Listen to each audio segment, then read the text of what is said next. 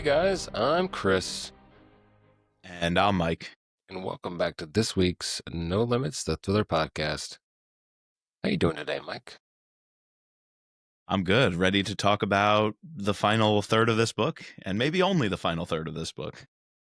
Yeah, it's kind of I was expecting this to happen after book two. This is a typical. I want to say typical, like Sophomore slump. sophomore slump, but you know, uh, people take swings and people have misses, and I think while there's parts of this book I liked.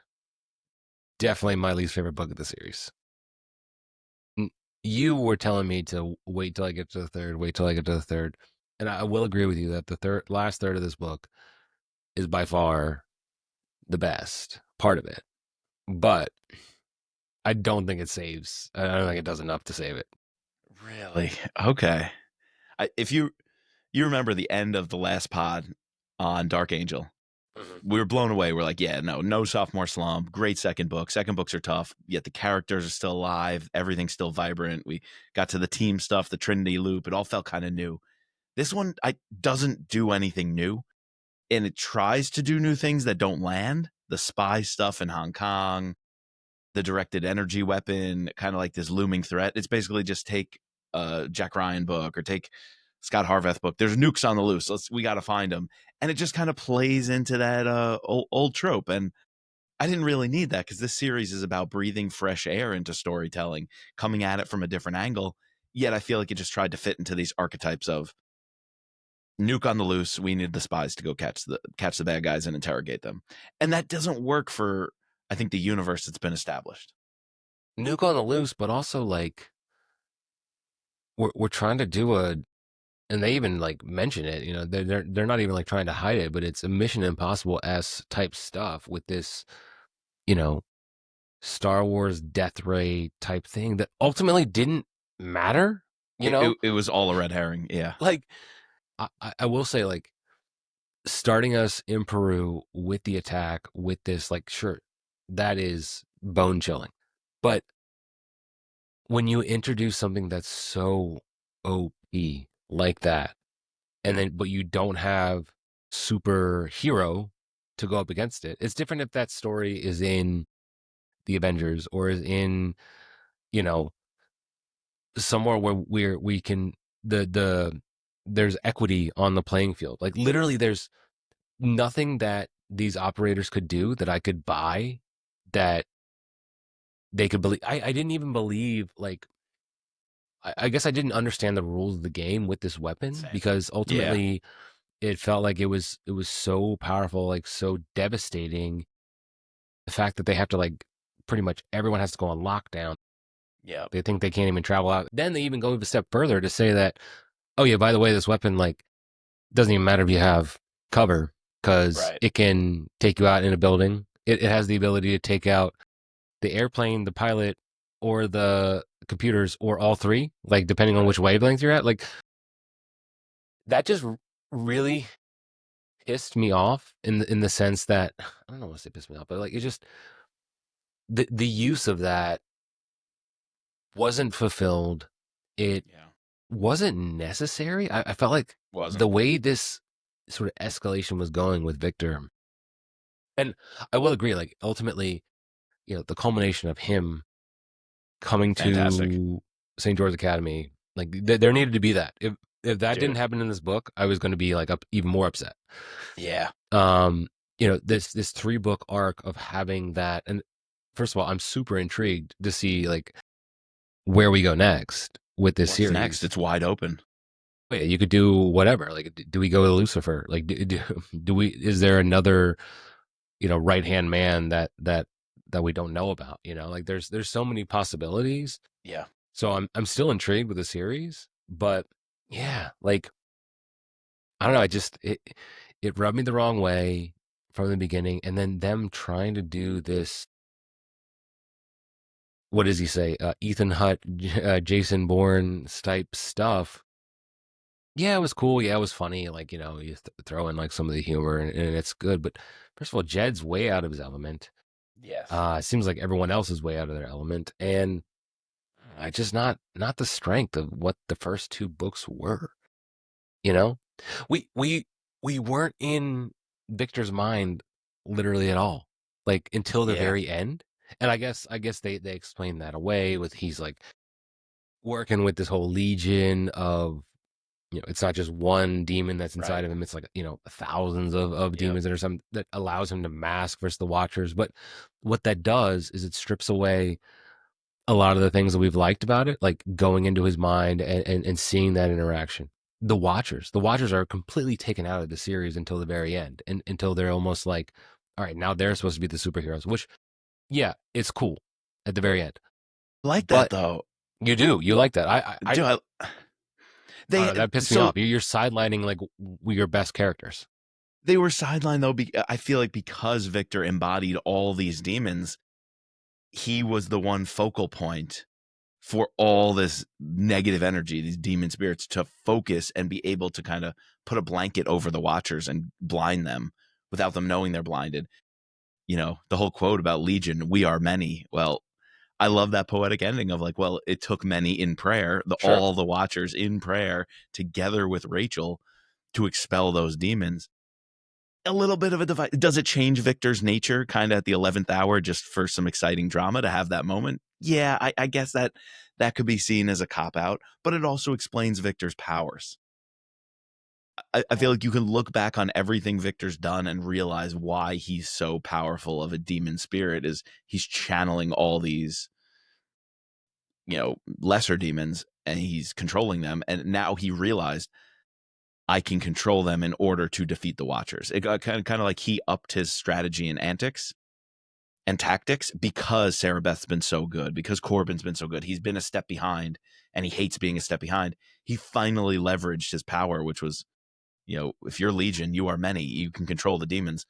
He finally found a way around the Watchers. And I feel like he couldn't do that from the very beginning. You couldn't have Victor come in and he's trying to take Sarah Beth, and all of a sudden he has this immense power to blind all the Watchers and all this noetic and telepathic kind of stuff he can just block out of nowhere. No, he had to like build to that. He was building his powers in response to the Watchers and the Shepherds building their powers. So that part I'm okay with. Everything else you said, 100% valid. 100% agreed. I do think the St. George's scene does enough, though. It definitely, for me, does enough to save the book. It ends the trilogy. I was not having fun in the first section of this book. I texted you in the middle. I was a little frustrated at it. But damn, did they do enough. Going back to the frustrations, you completely agree. There's two things I think I would add. It's not just that this weapon was so OP and then it didn't matter anymore. It was like also some weird things like how Nisha all of a sudden becomes a spy. And like, I'm kind of intrigued by her backstory. The way Jed's like, there's more to her. She worked for some 3-letter agency. What did she do beforehand? While I'm like half intrigued in that, it's so fake how they're writing it. How she's all buddy-buddy with these old spy cohorts and these people. And she operates so well with them and they look up to her and she's into that. The Shepherds would have wanted to use that knowledge and rely on it, and they haven't for as long as we've known them. So I didn't buy her being just fit in to be this super spy in her past and her backstory. I'm intrigued about her backstory, but just not the way it was expressed here. It didn't fit. You had to lay a little more groundwork to get that to be believable.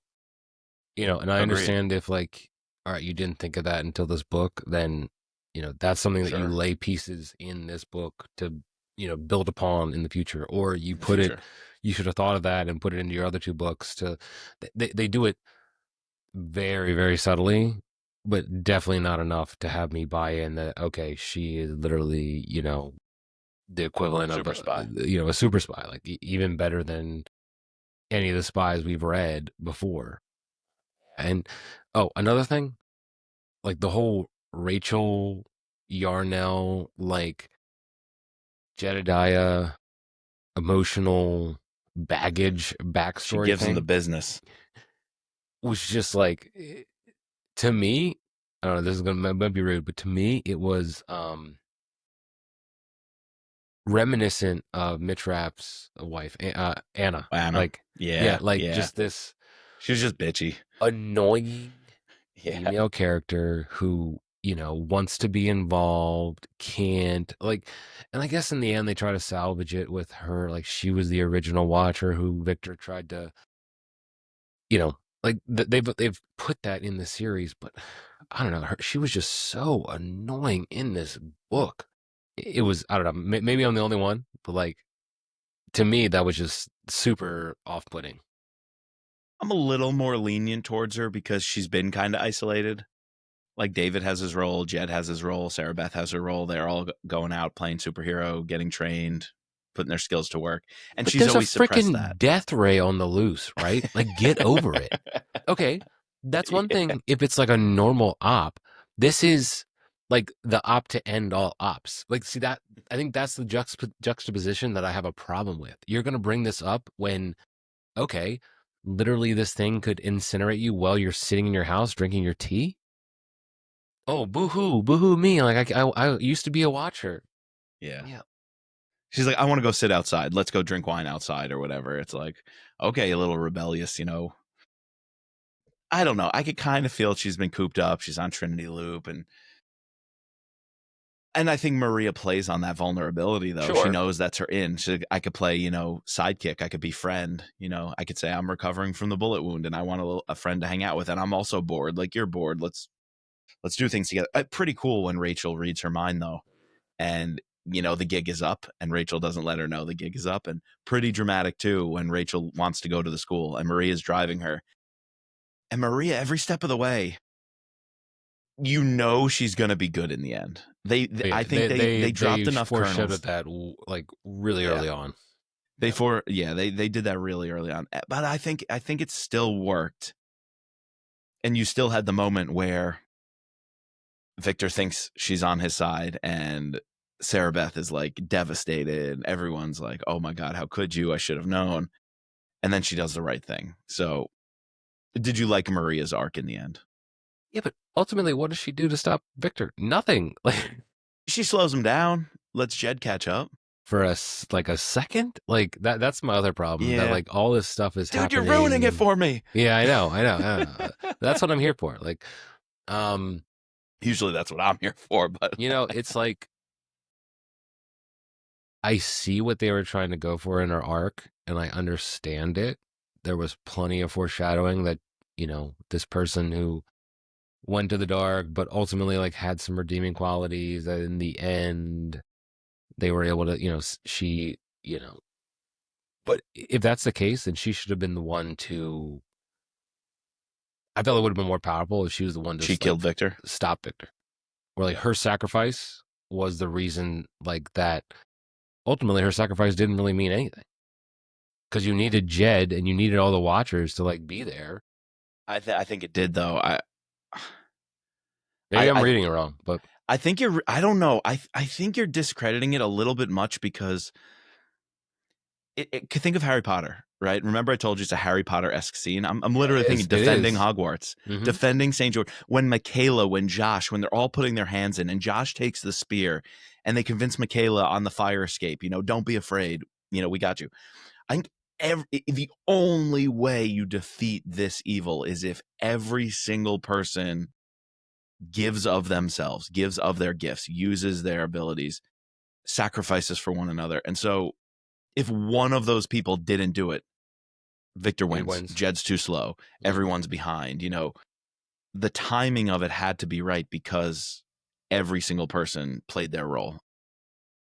So I don't know. I like when that happens. It's like if Joshua didn't bring the spear, if Michaela wasn't there to help them pray at the end, if Corbin didn't when Corbin pulls the spear out. Oh, that was intense. You think she's dying? And you think, like, because Jed thinks, like, oh, she's okay as long as she doesn't pull the spear out, and then she does it. And then he needs it. Yeah. You don't even know. It's kind of left unclear if both Corbin and Johnny, like, can Ben's powers heal them? And then we get hints at the end that, yes, Ben did enough to heal them. How did you feel about that Johnny is saved? I thought, I don't know. I thought that would have been a good way to write him off. I agree. Him and Jed had their reconciliation moment, and for him to give up, to sacrifice, say, like, he checked 2 things off of his bucket list at the very end. Like, I thought that was a perfect way to end his story. I agree. And then to just pull the OP card of Ben can heal him. I don't know. At the end, it made his sacrifice a little bit less for me. Yeah, especially after Jed had the talk. I liked how he would like follow Jed into battle, and Jed listened to him in the heart of battle. He's like, "What's your idea?" And I like how they mended everything. And it's like once they do that, that's what you do in a story when you have this conflict. He goes and then, out, like you mend it, and then at the very end, that mending is what allows the team to succeed, to win, but at a cost. At a cost, right? At a cost. The stakes were so high, yet in the end, the stakes didn't even matter because everybody's fine. I understand Corbin, like that's a classic move of sort of pulling the wool about our rugs, and then we think she's dead, and then she doesn't. Like I was fine with Corbin living. Like she had to survive. I agree. Too major of a character, but Johnny, I know we're maybe this says something about this, but we are in these series time and time again. There's moments and times where deaths can mean so much more, and they're so much more impactful, and it adds more nuance to the story. It adds more meaning to the story. I think that's why people like like the stories of George R.R. Martin, where he's not afraid, or these other series where they're not afraid to have the ultimate sacrifice, because ultimately I think that puts us on edge that, hey, everyone is kind of expendable. It kind of, this leads us back to other series where, okay, we know these guys are going to make it through. And sometimes that, it changes the way I read things, right? Like when I know that they're going to succeed, I guess, then ultimately you're like, okay, I'm fine. All right. Yeah, I agree. Don't tell me though you didn't love the Hogwarts scenes, running through the hallways, opening the elevator, the secret room.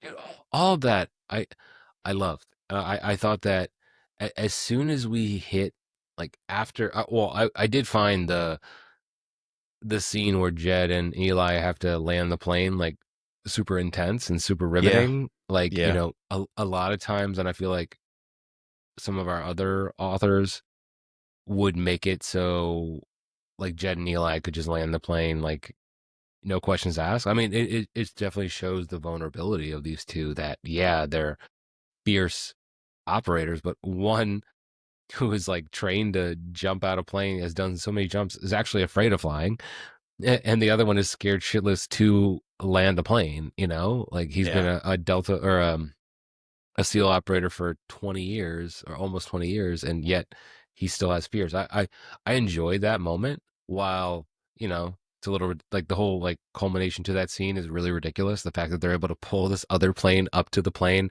undetected and maneuver that, again, Mission Impossible type stuff. Yeah.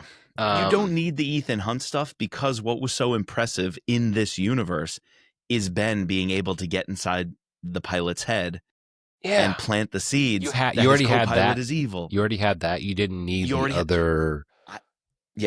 I think you leverage that kind of stuff. You leverage that, noetic connection he has to this other guy, this consciousness, and like that's how we kind of save this thing and get out of the jam and make that very high stakes. Like, what if Ben's inside this guy's head? Instead of like repressurizing the cabin so they can do this Ethan Hunt enter the plane thing, you just have him inside his head. Shoot the co-pilot. Tie up the co-pilot. Like, you totally use those skills. And then the main pilot's like, he snaps out of it, right? He almost starts blocking Ben subconsciously. And the tension is like, is he going to block out Ben, or is Ben going to get through? Is Ben's skills going to work? And then Ben has to call on another watcher, and they do it together. So now this guy has two voices in his head. And it's like that, the final moment saves it. I didn't need the other ridiculous action of boarding the plane. Although the landing it, again, kind of saved it because it was fun. It was intense. But that was also where I was not bought in, because I wasn't in on the Hong Kong op.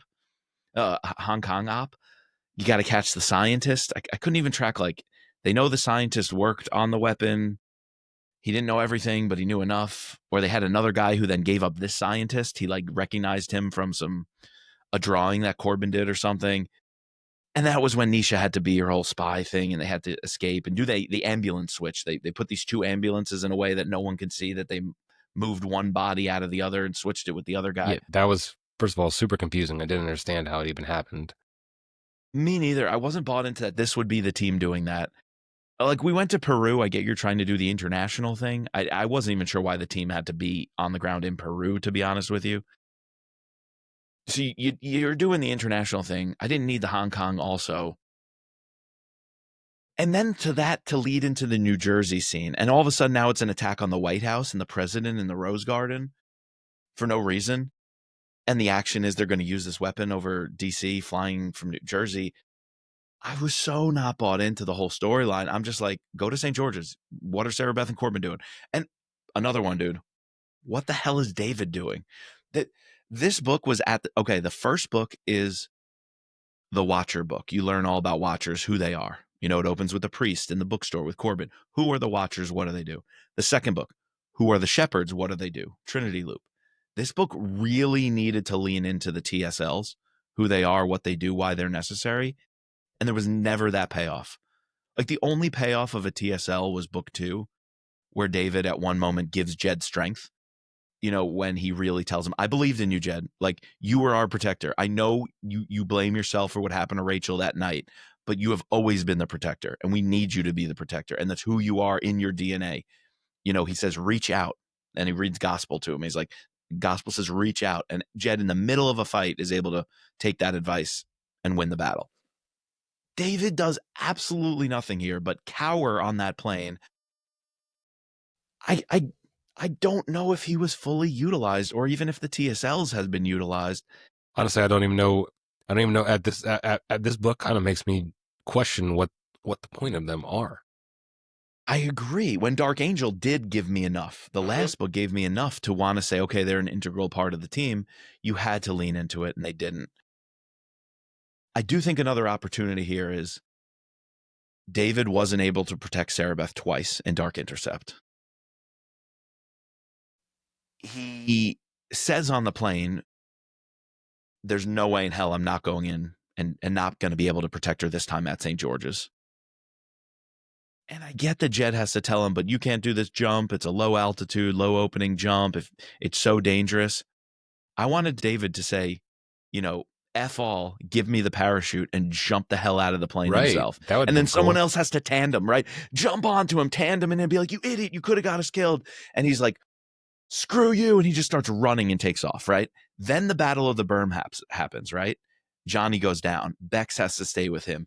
Eli and Jed blowing things up. And then they're distracting these demons. Then Jed finally gets into the building. But the whole time, David, since he's not an operative, was just like quietly sneaking in, you know, like he found an extra passageway. So he's like, I wasn't going to let my daughter go to the school without seeing the architectural plans and poring over it. And he knew some secret passage or whatever. And David saved the day. Like, I think there needs to be an opportunity for David to be his daughter's hero. And yet she's just sitting there thinking, Uncle Jed, come save me. And then he does. And Uncle Jed turns the corner and fights Victor. I thought it was a missed opportunity because we've done that 3-4 times or whatever. Uncle Jed, save me. I was like, David, let the dad come in. And I think that needs to happen or it's going to boil over. I know you did all this work to like supplant that he's needed. You know, if not, then you should have just had Jed be her dad, you know, like in the story. Like, yeah. Yeah, it's very interesting. Yeah, there's too many holes in this book, man, to like.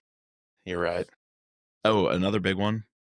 I don't know if I bought into the Sodom stuff of like the directed energy weapon would scare humanity into believing God doesn't exist and losing all hope.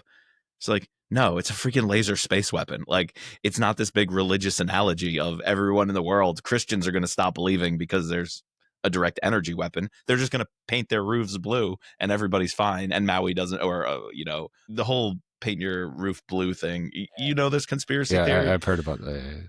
Like, we don't, the Sodom and Gomorrah stuff, I wasn't jiving with. It didn't give me buy-in to the scariness of the weapon. The weapon is deadly enough as it is.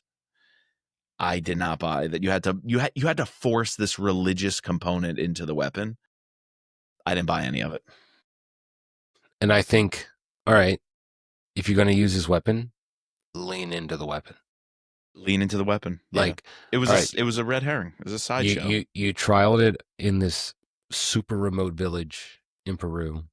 You have no reaction from anyone besides, the people that we're used to. Like, the president isn't brought in, the news media isn't brought in. Like, have another attack. Have an attack like on like a whole community at a church. Like, well, the Rose Garden one would have been that. I mean, that's you're escalating from trialing it at a remote village in Peru to boom, we're now going to take out the White House. That's a jump. That's a jump.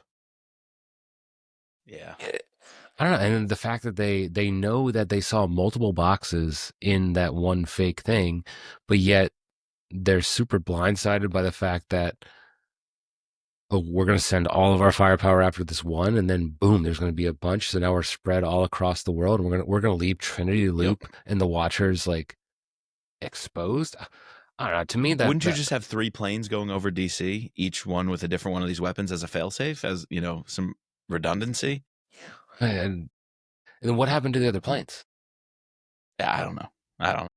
And at that point, once they're compromised, wouldn't Victor just say, okay, all right, we can't get Philadelphia, let's light up Exton, Pennsylvania, because the plane's already, like, I didn't understand the physics. I didn't understand the physics of the weapon either. You had to be at a certain altitude, a certain distance. The size of the weapon has to be mobile, but I didn't understand the weapon. I didn't like the weapon, and it didn't make sense to me. You forced a religious component into it. Nothing worked with that.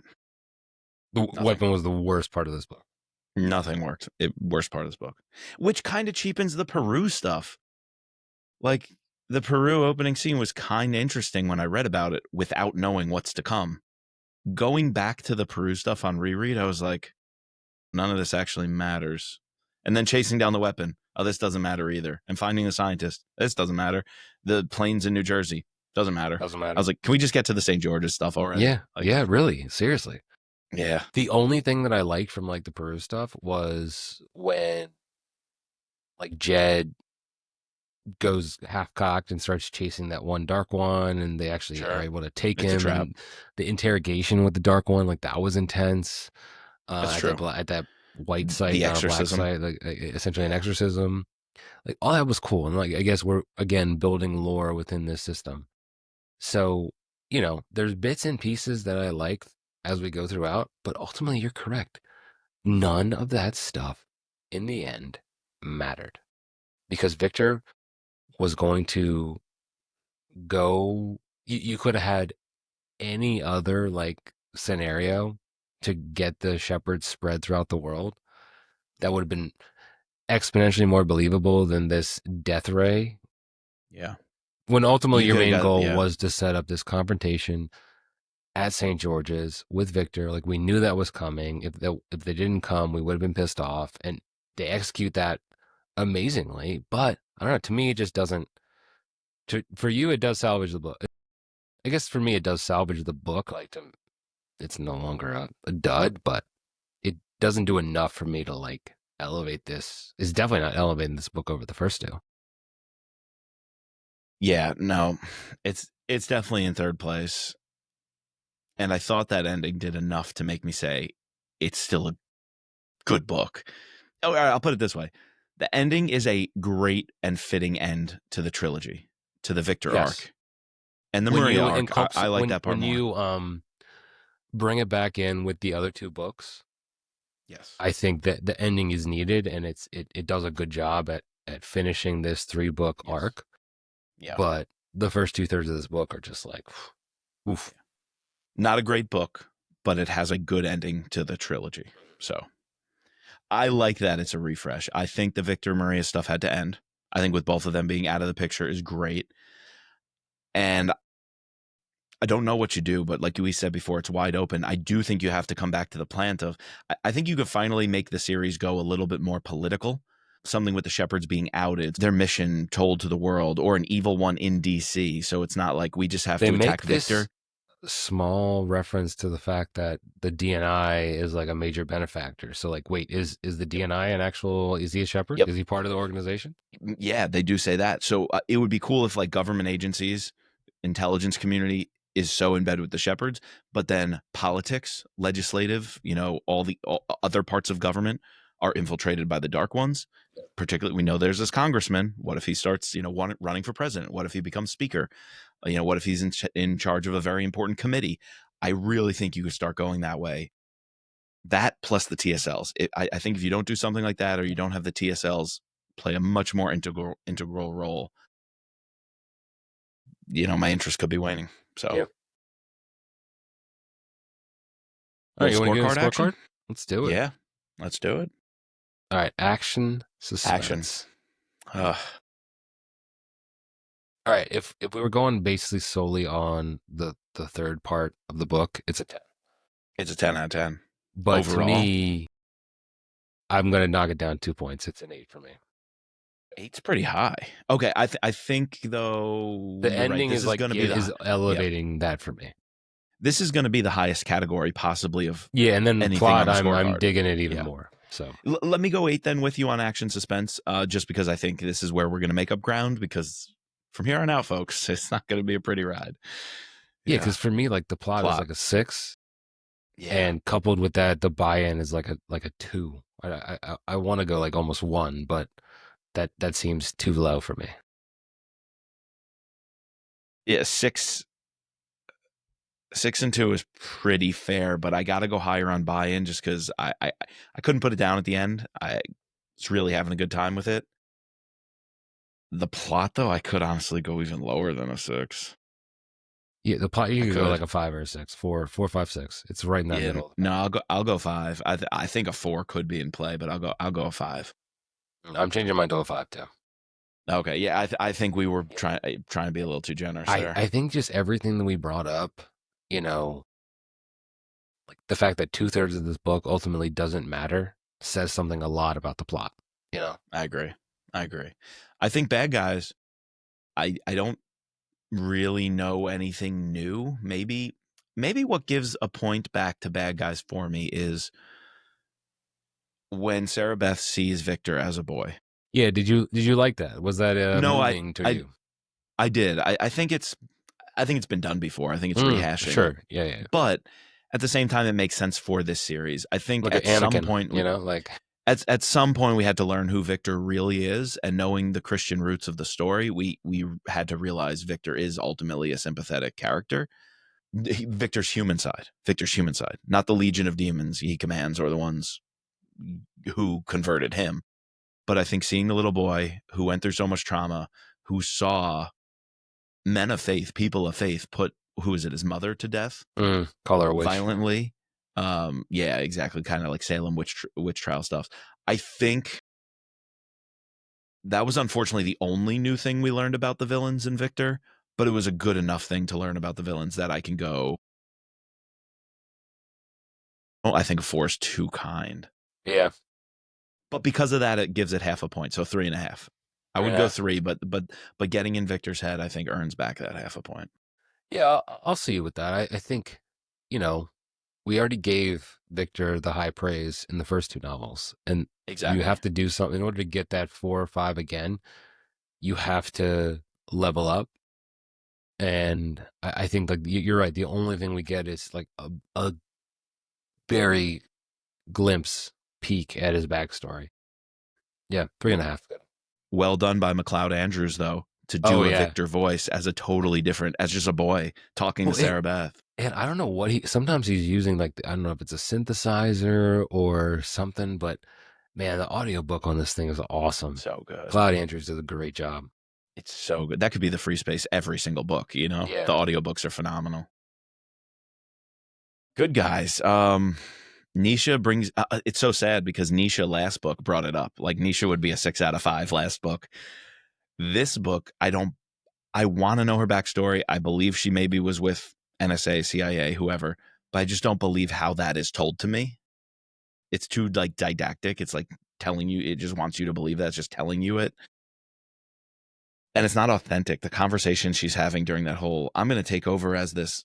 Like last book, she was the operator. Jed wanted her at the Vatican on his 6. I know. Like he said, you come with me down the tunnel. He doesn't trust her as the operator? Now he's like, spy? You're better on the comms. Yeah, he's like, you're better sifting through intel. No, I mean, make that Bex or make that someone random. She's not the one who's better at sifting through intel. And like, she's sitting best in an of office both. Like directing. I felt like they were pinning her up to be the best of both. And in this book, they try to make her take a step back on the whole operator side. And I didn't. Yeah. I didn't believe it. Me neither. So that dings at a point. Josh and Michaela and the team of watchers, gives me a point. The Avengers assemble moment. So I think I end up at a 3.5 again. Okay. I was going to go 4. Okay. Mainly because I thought I love the Johnny piece. Like putting aside the whole, yeah, you should have killed him, whatnot. I mean, yeah. all right, whatever. But I do think they played that because they've been building that up, right? Yeah. For 2 books now. Yeah. And finally, they had that confrontation. And I thought that played very well. I also think like the relationship between Eli and Jed it grew, strengthened and deepened in this novel. And it was you learned a little bit more about like, oh, I guess like Eli's also been there a long time and he's a super, like, why was he passed over? And but he, unlike Johnny, just clicked. And to me, he was almost like spoiler alert, he was my winner of the book, like a little bit, like just the stuff that he does and the vulnerability he shows. And at the very end, he's with Jed. I thought he was dead. Like when Victor like picks him up and throws him, and they say his like neck is like limp and askew. I'm like, holy shit! Did you not only did you kill? I thought like all these guys were. I thought Corbin was dead. I thought Eli was dead. I thought Maria obviously was dead. Snaps Maria's neck and she just goes down the wall. Yeah, slides down the wall. Yeah, I thought all these. I thought the other little kid Josh was dead. Like, yo, he tosses Michaela. Sarah Beth's running away and he tosses her, and she's like, "Did he just toss a girl a body at me? Yeah, to stop me. Yeah." So I'm gonna go 4. I'm gonna go 4 on good guys. Okay, yeah. I think I'll stay 3.5, but you're right. Johnny's arc there to come around, and then Eli becoming a main player, because I wondered about Eli, and it's just mission before self, Johnny had like that ego to be like, it's not fair. Eli deserves this. It's not fair. And Eli was just able to rise above that. And I like that. Yeah, he has a great quote. Like if today is the day that I meet my maker, I'm ready. I serve him. Like, he when they're about to take that Lalo jump. So yeah, no, he's like the definition of like service, like servant leader. Setting. It's a tough one. It's the same kind of story we've been saying. I love St. George's. I felt like it was Hogwarts. I felt like we got the most like new information about St. George's, like learning about the sanctuary and the White Room and these various dormitories and the talk and like all that kind of stuff. Like I could visualize all that in my head, and like you're saying, like Hogwarts vibes nonstop. That's a 5 out of 5. It's just I hated New Jersey. I hated Hong Kong. Everything else, like Peru didn't really like me. We could have been in Dubai during the Hong Kong scene. Like it didn't. Could have been anywhere. A little bit of like work to try to like set us up with the harbor and a little bit.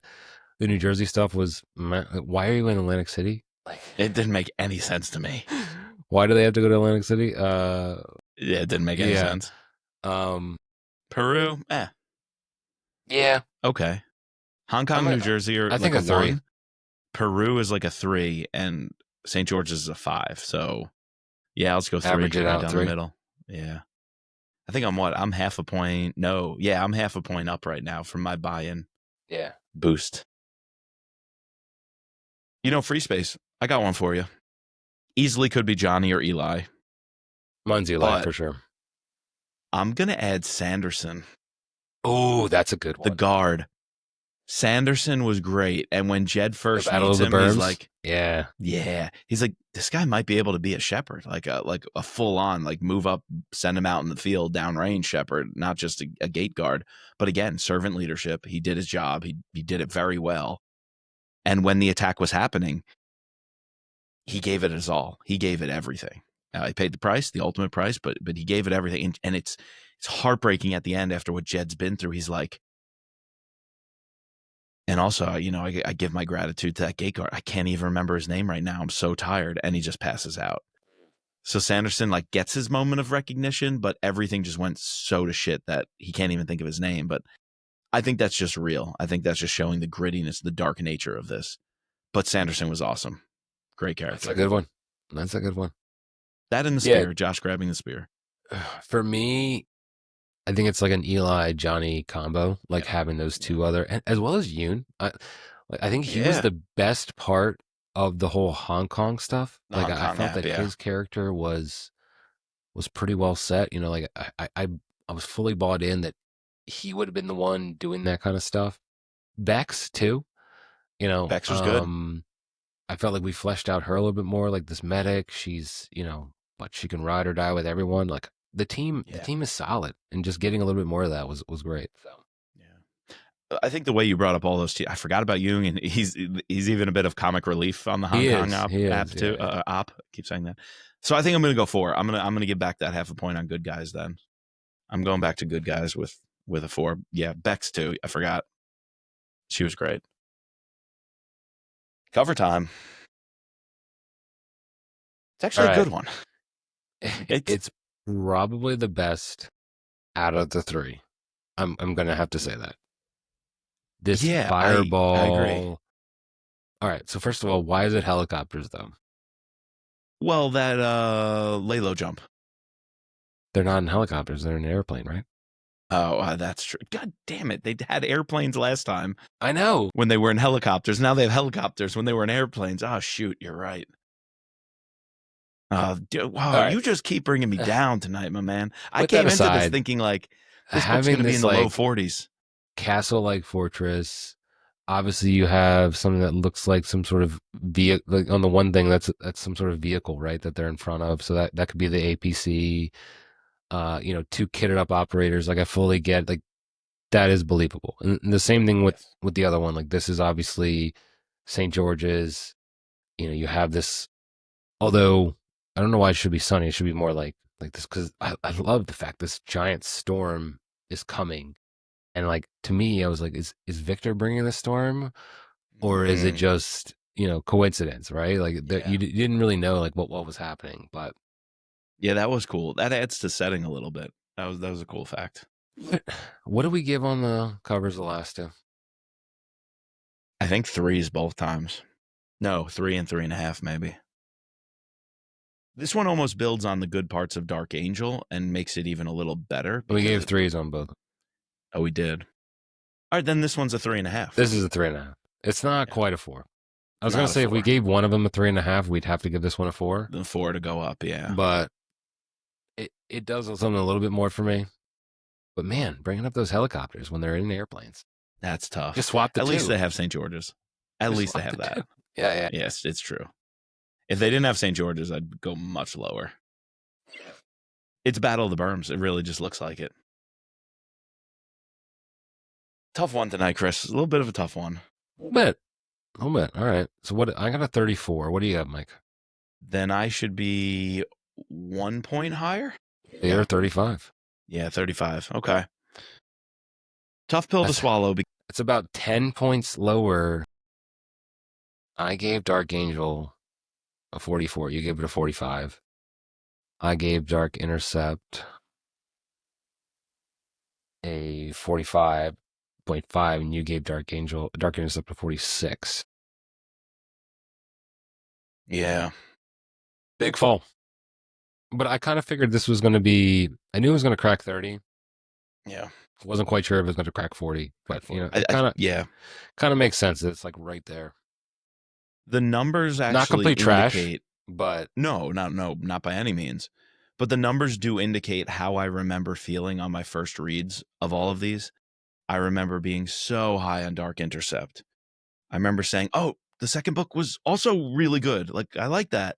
And then I remember the third book was oh, what are we doing here? I'm not sure about this. So I do remember, and that's why when we did Dark Intercept, I was like, Chris, we'll see how the next few go. And I was a little hesitant because I remember a bit of a drop off. It's a little bit more of a drop off than I recall, but But at the same time, Dark Angel was better than I recalled. Dark Angel on reread, I liked even more than I remembered.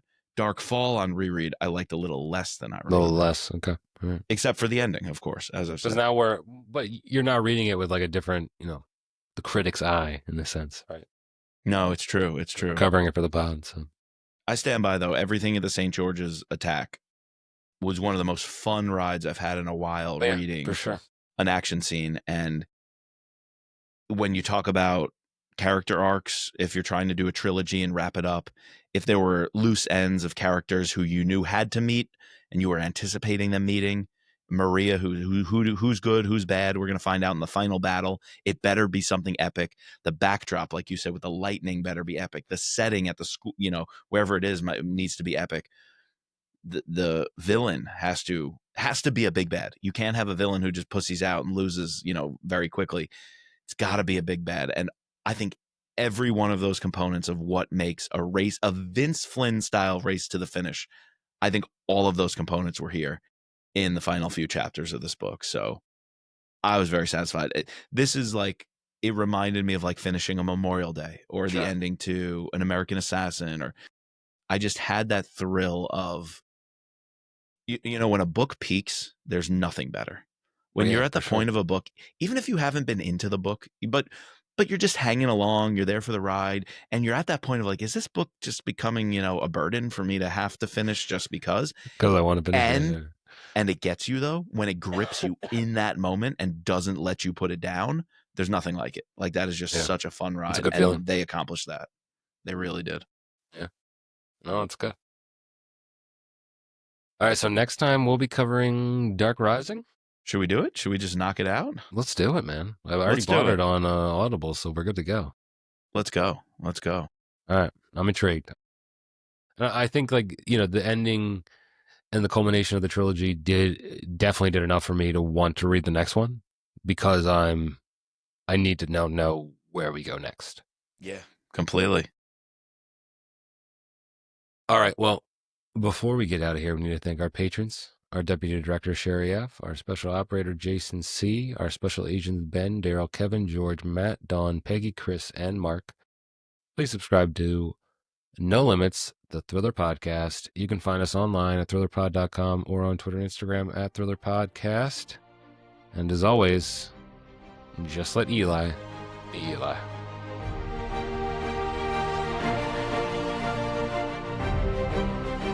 Ooh, I should have done just like Corbin be Corbin.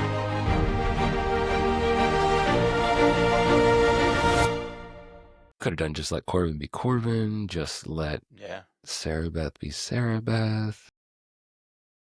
What did you? I guess where's the recording? What did you think of Sarah Beth in the end? We didn't really talk about her. You know what? She does shine in that final sequence.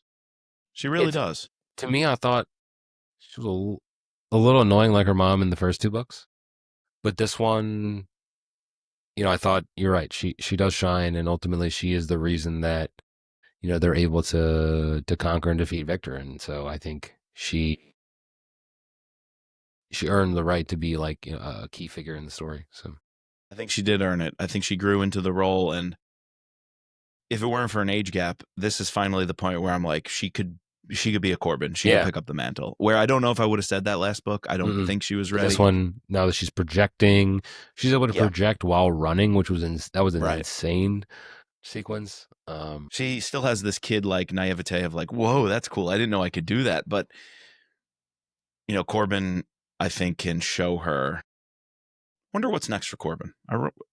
I know what's next for Sarah Beth. She has to be the lead watcher. She has to teach the younger kids. She has to perfect her powers. She probably even has to go beyond a Pastor D. She has to find like a Yoda, I feel like she has to find a Yoda, and it's possibly Ben Morvant. I don't know. I was just about to say that. Maybe it's Ben. Maybe it's Ben, or Ben maybe has to realize she's so powerful that he has to help her find a Yoda. I think it'd be really cool to do a Dagobah type scene for her. She's either lost, she's gone, or she willingly goes on a mission off grid. And the fruits that mission will bear, like Luke Skywalker doesn't get it at first. He messes up. He has to go save his friends. But ultimately, he was destined and designed to make those choices. I think you could very much do a Sarah Beth Skywalker attempt.